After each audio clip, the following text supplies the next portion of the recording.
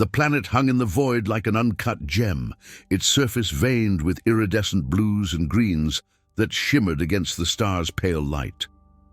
To the untrained eye, it seemed untouched, a paradise cloaked in ancient forests and seas that glowed faintly under the watchful gaze of its twin moons. But for those who dared to truly look, there were scars beneath its beauty, subtle and deliberate. The marks of survival etched themselves into the world, a silent testament to the long-lost civilization that had once called it home. The Terrans named it Solace 3, a fitting epithet for their relentless march into the galaxy. It was to be a beacon of expansion, a stepping stone in their quest to tame the stars. To them, it was a world of promise, virgin soil to cultivate, resources ripe for plunder, and a place to etch their dominion upon the cosmos. The faint traces of ruins, barely discernible amidst the foliage, were dismissed as the remnants of a failed species, nothing more than a curiosity to be catalogued and forgotten. Yet this world had another name, one whispered by a people whose echoes were still felt in the wind. Silva Anara, a name that resonated deeply with those who had once made it their cradle. To them, it was not merely a world, but a sanctuary. The first cradle of hope in millennia, its revival marked the beginning of their painstaking recovery from the brink of extinction. Its bioluminescent canopies sang with the resonance of their ancestors, and its crystalline rivers carried whispers of a culture that had once stretched across the stars. Silva Anara was sacred to them, a symbol of survival and resilience, and now the Terran's arrival was a desecration. Contact had been inevitable. The Elithari, those ancient beings whose history was intertwined with the stars themselves, watched from the shadows as the Terrans descended.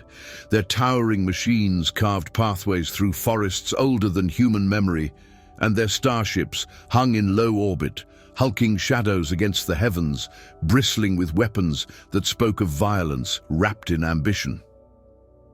It was not long before the intruders detected the faint energy signatures left by Elithari sentinels, living relics designed to guard what remained of their heritage. When the Terrans sought to investigate, they were met not with hostility, but a summons. The message was clear, though shrouded in a tone of veiled grace. Leave, vacate this world, or meet them in parley to discuss terms. At first, the Terrans balked. Negotiation was an alien concept when faced with a species they had yet to encounter. Their history had taught them that the unknown was either a threat to be subdued or an opportunity to exploit. But curiosity, that indomitable spark that defined humanity, tempered their response. They agreed to the meeting, though unease simmered beneath the surface. And so, amidst the looming trees of Silva Anara, in a clearing bathed in the bioluminescent glow of flora older than Terran civilization, the stage was set. The air was heavy with the weight of expectation, the kind that precedes the first meeting of strangers in a universe vast enough to swallow entire histories. The Terrans came armored in their pragmatism, wary yet emboldened by the firepower at their backs. The Elithari awaited, poised as the living embodiment of a forgotten era, their presence an unsettling reminder that humanity's reach was not as inexorable as they believed. The meeting would begin, but already the planet seemed to hold its breath, for in that moment, beneath the shadow of twin moons and under the watchful eyes of a forest that remembered, the fates of two species teetered on the edge of history. When empires collide. The corridor hums softly beneath my feet, the vibrations resonating through the dense plating of my Aegis armor. The air is sterile, unnaturally clean, and the faint sound of my boots striking the alloy floor carries too far in the silence. An oppressive, calculated quiet. This ship, the Vanguard Ardent, was a marvel of Terran engineering, its systems running as smoothly as the blood in my veins. It's familiar, but something about it feels off.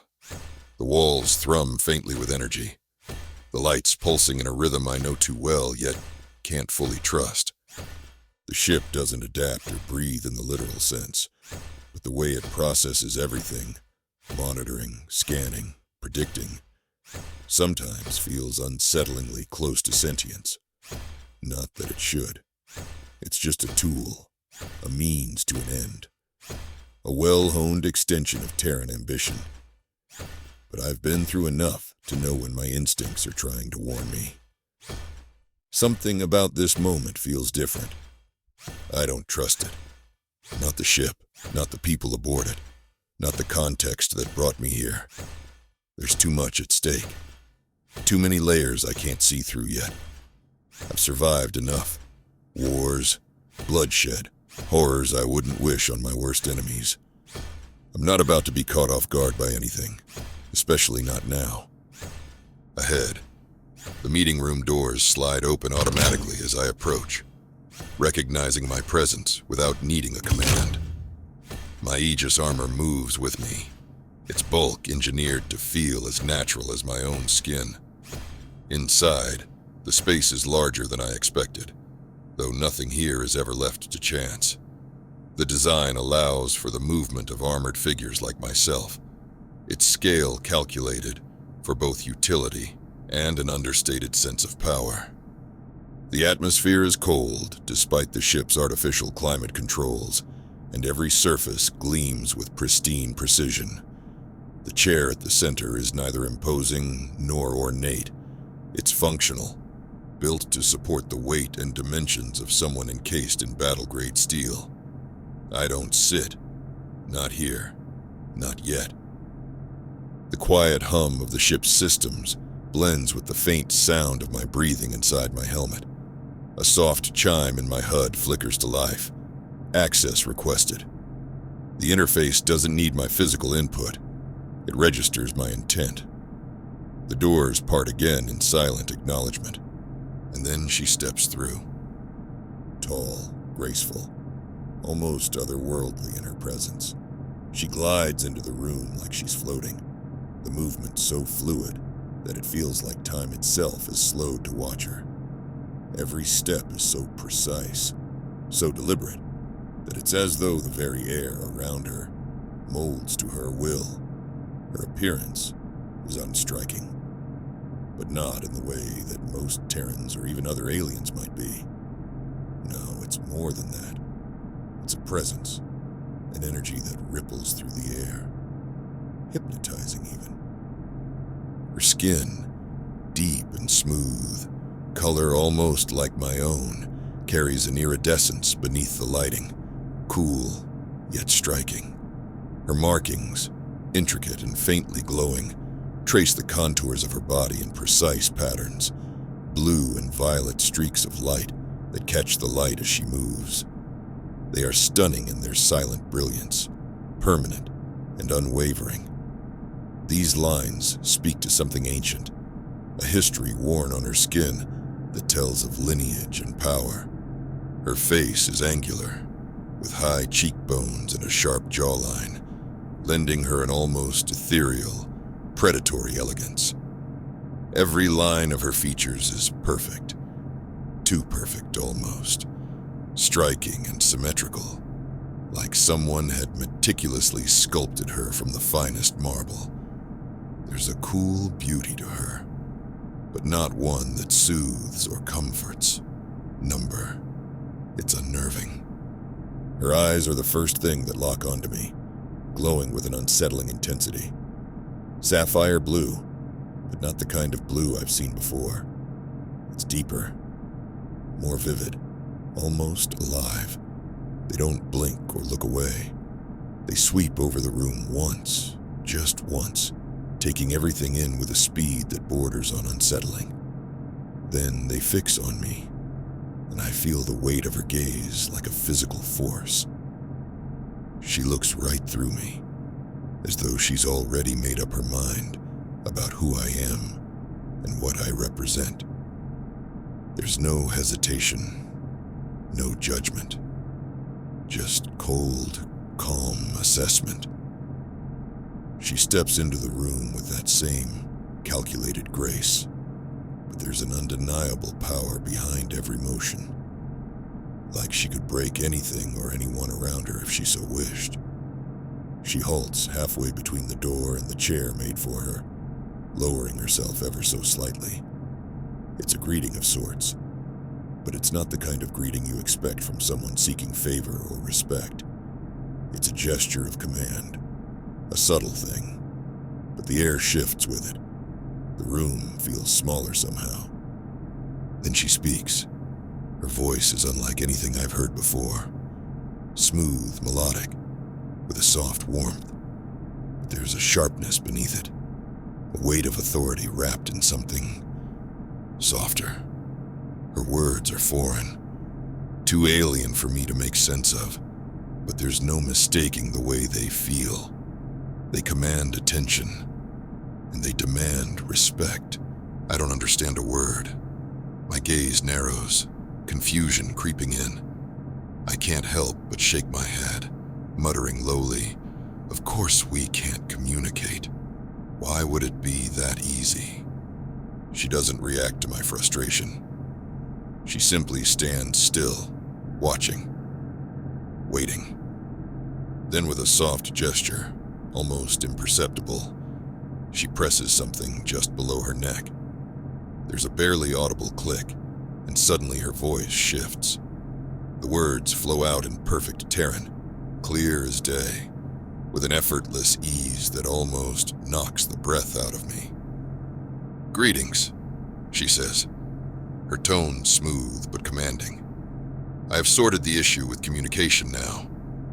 Had to hear you speak before I could adapt your language to ours and make the needed changes for us to converse." I blink, taken aback. Adapt our language in seconds? I'd expect this from a species with centuries of research on universal translators, but this is something else. A barely noticeable shiver runs down my spine. It's not just her speed, it's how effortless she makes it look. My mind races, trying to grasp how it's even possible, but she doesn't give me time to process. Her voice picks up again, carrying an undeniable weight.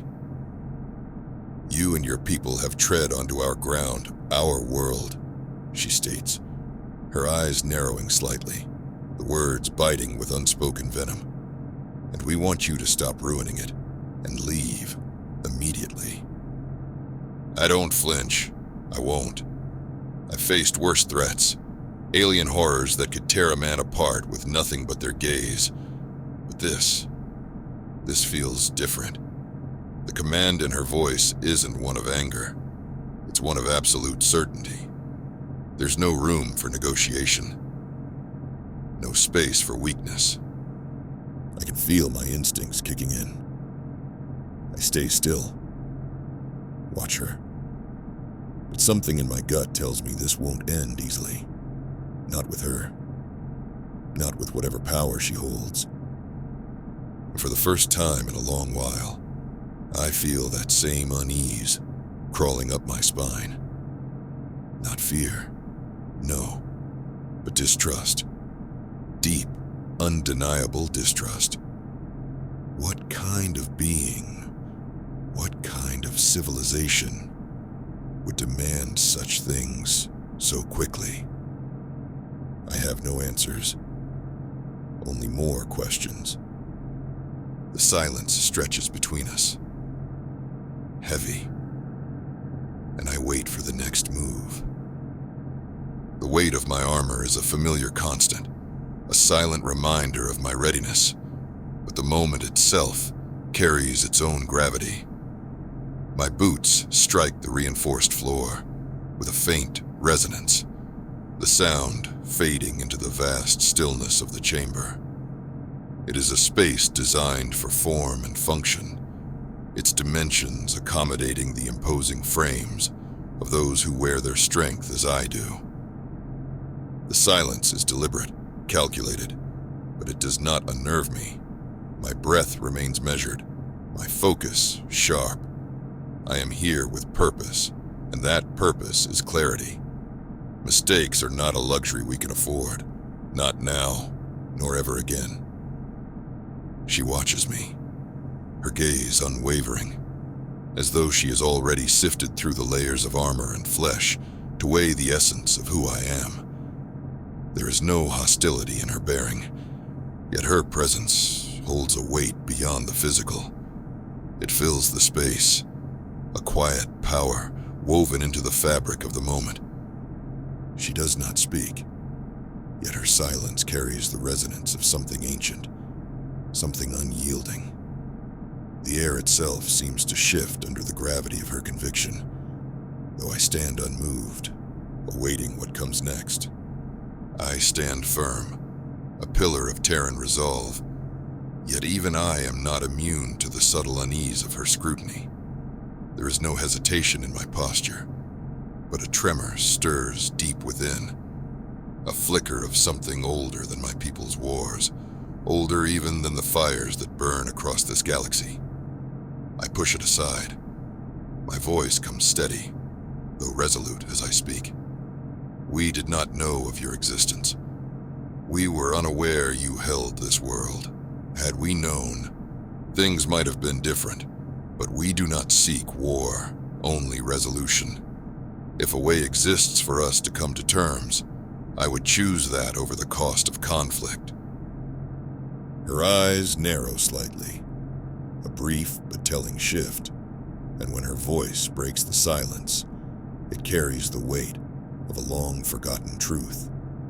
It ripples through the air, and there's an echo in it, something that feels as though it belongs to the stars themselves.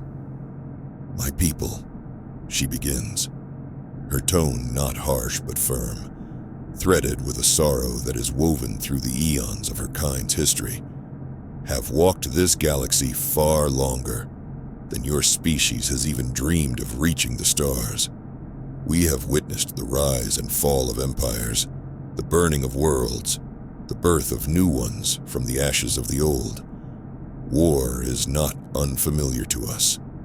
It has always been with us, something we did not choose, but something we have learned to endure. Her gaze sharpens, and her voice shifts, now weighted with a piercing clarity. And you, Terran, are no strangers to this.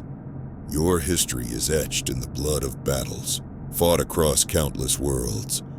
Your aid in saving the Volcran from the Korith's bloodlust, the savage wars in the farthest reaches of space, where your ships were but a gleam of steel against an endless abyss. It was there that you earned your name, Ironclads, built of more than metal, but forged in the crucible of an iron will to survive, to fight, to rebuild, no matter the cost. She steps forward, eyes locked on mine. I know the Korith, she continues, her voice cool and measured. Their hunger for domination is endless. I remember when your people boarded their ships, cutting through them with an efficiency that would have made any conqueror envious. You are not unfamiliar with the fires of war, Terran. Your hands are stained with it, just as mine are. You fought and bled for the survival of your kind, just as we did. She pauses, the silence settling heavily between us. And I have heard of your actions on the dying world of Terran, where you helped the Quarlith escape a plague that no one else could comprehend. You gave them hope when it was gone. It was your resilience, your willingness to sacrifice, that proved your strength. But I must ask, can you carry that burden forever?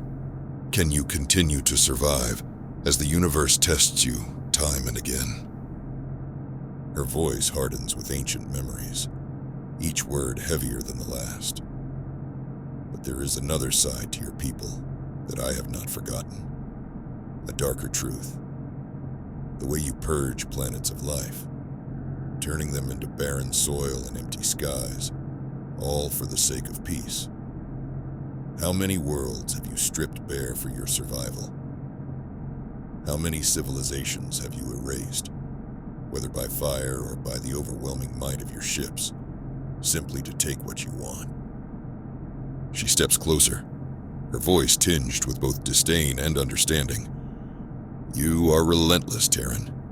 Your war machine, your destruction, is an unyielding tide. In your wake, nothing remains but ash. There is no room for weakness, no space for hesitation in your ranks. You sacrifice all that stands in your way to ensure your own survival. Her gaze meets mine, sharp and unwavering. And when the war ends, what will be left? When the dust settles and your enemies lie vanquished, when the stars grow quiet and your ships are but tombs adrift in the cold, will you even recognize what you have become? Her words are not an accusation, but a truth. There is no anger in her voice, only the quiet melancholy of experience, the weight of memory passed down through generations. Her people knew peace, and it had been shattered. She spoke not with arrogance, but with the understanding of what survival truly costs. I do not seek to judge your kind, she says, her eyes never leaving mine, as though she can see into the heart of Terran civilization itself. But I ask this: understand that peace is not a gift. It must be earned through sacrifice, through respect for what came before you and what will come after. We, too, are survivors. We, too, have lost. My people fought not for glory, but to preserve what little we have left.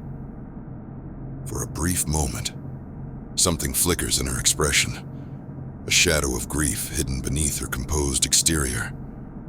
It is gone as quickly as it came, concealed by the armor of discipline. She is a warrior, yes, but also the keeper of her people's history. She bears not only the strength of her kind, but the grief of their losses. I straighten my back, my gaze unwavering. I understand more than you know, I reply, my voice softening, though the resolve remains. The Terrans are no strangers to loss. We have faced annihilation, stood on the brink of extinction, and yet we have rebuilt ourselves. But we do not wish for more bloodshed. If there is a way to resolve this without it, we will find it. We are not conquerors. We are survivors, just as you are. In her eyes, I see something shift. Recognition, though not moved. She is listening. That is all I need. Her words, tempered with empathy, still carry a finality. Then let it be so, she says, her voice firm but not unkind. You will find no glory here, Terran. No easy victories. Only the slow, painful march of time. The universe holds many lessons for those who think they understand it. I nod, the weight of her words settling in my chest. She is right. We are not the only ones who have survived. We are not the only ones who have known war. Yet, in her eyes, I see something else.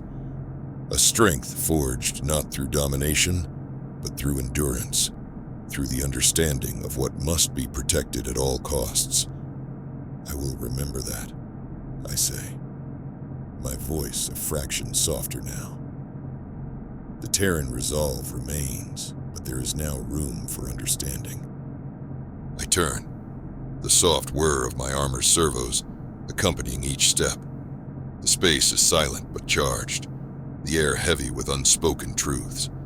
Alone in this chamber, no watchful eyes monitor my retreat. No audience witnesses this moment. Her people are neither what we expected nor what we feared. But one thing is certain: they will not bend, and that, in itself, is something we must reckon with. My boots echo faintly as I cross the chamber, the sound swallowed by the vastness around us. Just as I near the threshold, a thought compels me to stop. I hesitate, then glance back, catching sight of her poised figure, already turning to leave. "Wait," I call, my voice cutting through the silence. She halts, her head tilting slightly, as she looks back at me, her gaze as steady and unflinching as ever. "Your name," I say, the question deliberate and measured. "What do I call you?"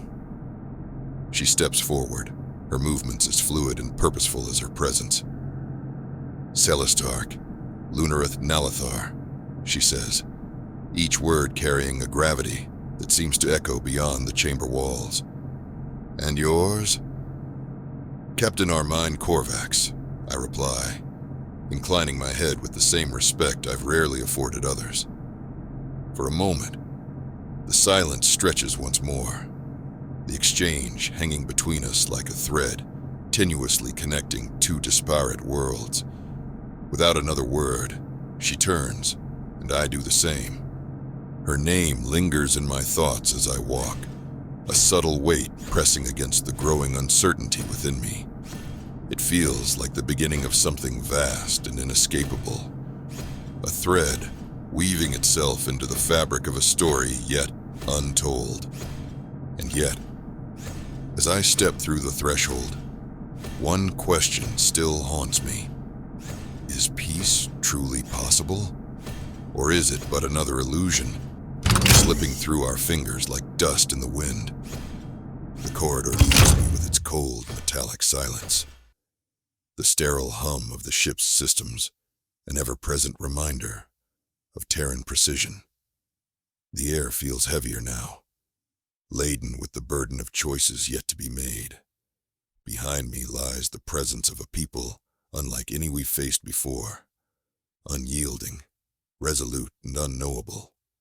Ahead lies the path we have chosen, one paved with war, survival, and sacrifice.